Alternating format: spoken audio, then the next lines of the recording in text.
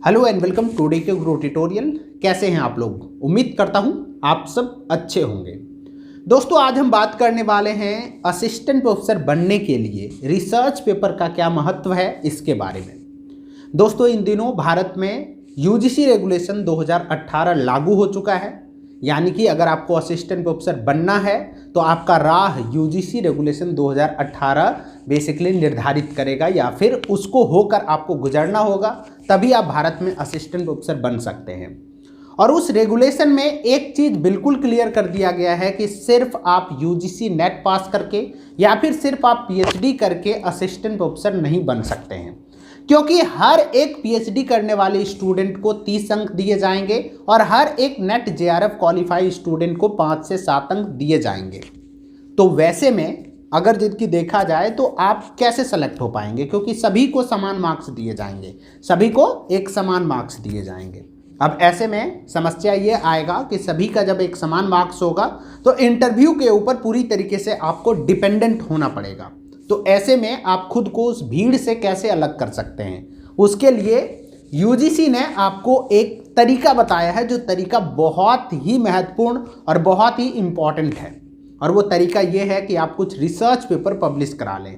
और कुछ research paper का मतलब ये है कि आप मिनिमम 5 रिसर्च पेपर पब्लिश करा लें, क्योंकि हर एक रिसर्च पेपर के लिए यूजीसी रेगुलेशन 2018 के अकॉर्डिंग असिस्टेंट प्रोफेसर बहाली में 2 मार्क्स आपको दिए जाएंगे। मैक्सिमम आपको रिसर्च पब्लिकेशन से 10 मार्क्स दिए जा सकते हैं, यानी कि आप मिनिमम 5 पेपर जरूर पब्लिश करा लें। अब एक सवाल उठता है कि सर ये पेपर कौन सा जर्नल में होना चाहिए तब जाके ये 2 अंक मिलेंगे। तो यूजीसी की ओर से ये क्लियर कर दिया गया है कि ये आपका किसी भी जर्नल में है तो आपको 2 अंक दिए जाएंगे, चाहे वो पीयर रिव्यूड में है तो भी 2 अंक मिलेंगे, नेशनल पीयर रिव्यूड में है तो भी 2 अंक, इंटरनेशनल पीयर रिव्यूड में है तो भी 2 अंक, स्कोपस लिस्ट में है तो भी 2 अंक, केयर लिस्ट में है तो भी 2 अंक, या फिर अगर आपके पास यूजीसी ओल्ड लिस्टेड का पेपर है तो भी आपको 2 अंक ही मिलेंगे। यानी कि आप जिस भी किसी तरीके के जर्नल में अपना रिसर्च पेपर या आर्टिकल पब्लिश कराते हैं आपको 2 अंक दिए जाएंगे।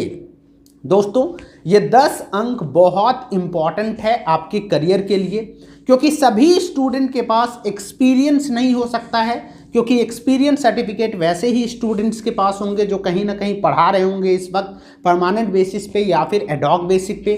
लेकिन ये रिसर्च पेपर वाला काम आप अपने से कर सकते हैं, आसानी से कर सकते हैं। बहुत सारी रिसर्च पब्लिकेशन है जहाँ पे नॉमिनल फीस पे आपका रिसर्च पेपर पब्लिश हो जाएगा। बहुत कम, मानकर चलो 1000 रुपया के आसपास से स्टार्ट होता है और मैक्सिमम 3000 4000 के आसपास बहुत सारे पेपर्स लेते हैं और वो रिसर्च पेपर आपका पब्लिश कर देते हैं। ये छोटा सा अमाउंट, ये छोटा सा काम हो सकता है आपको उस भीड़ से अलग कर दे और आप असिस्टेंट प्रोफेसर बनने के लिए एक कदम वैसे स्टूडेंट से आगे जाकर खड़ा हो जाएंगे जिसके पास पेपर नहीं है। क्योंकि आज भी बहुत सारे बच्चे हैं जो असिस्टेंट प्रोफेसर बनना चाहते हैं, वो पीएचडी करके रखे हैं, वो नेट जेआरएफ पास कर लेते हैं, बट उसे ये नहीं पता होता है कि इसके साथ साथ मुझे कुछ पेपर्स भी पब्लिश कराने हैं। साथ ही साथ आपको बता दें, ना सिर्फ असिस्टेंट प्रोफेसर रिक्रूटमेंट में रिसर्च पेपर की आवश्यकता होती है, बल्कि अगर आप पीएचडी कर रहे हैं तो आपको थीसिस सबमिट करने से पहले भी मिनिमम 2 पेपर पब्लिश कराना अनिवार्य होता है। तो ये बहुत अनिवार्य काम है, आप सभी जरूर कर लें। अपने करियर में मिनिमम 5 पेपर आप जरूर पब्लिश करा के रख लें, क्योंकि वो 5 पेपर अगर आप पब्लिश करा लेंगे तो निश्चित तौर पे आप वैसे बच्चों से ज़रूर आगे चले जाएंगे जिसके पास एक भी पेपर नहीं होगा, और ये आपके लिए बहुत ही महत्वपूर्ण है। उम्मीद करता हूँ ये इन्फॉर्मेशन आपको पसंद आया होगा।